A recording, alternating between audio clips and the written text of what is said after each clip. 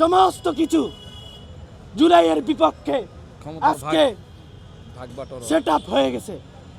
ক্ষমতার বাটবাটোয়ারা আসন সব তাদের মতো হয়ে গেছে।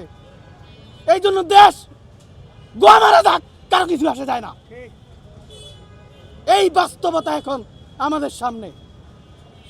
আজকে যারা এই জুলাই মঞ্চের সামনে থেকে বক্তব্যগুলো শুনছেন, আপনাদের বলছি, খোদা কি কসম, আপনারা কেউ নিরাপদ নাই।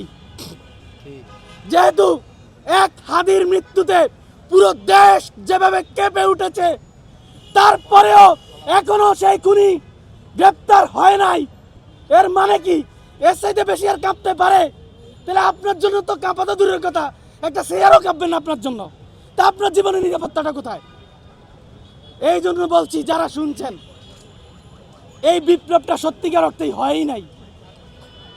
এই বিপ্লবের কিচ্ছু হয় নাই। সব শেষ করে দিয়েছে ইউনূস সরকার, সব শেষ করে দিয়েছে বিপ্লবকে কুক্ষিগতকারী এনসিপি, সব শেষ করে দিয়েছে তারা, যারা পকিন্নি থেকে কোটিপতি হয়েছে।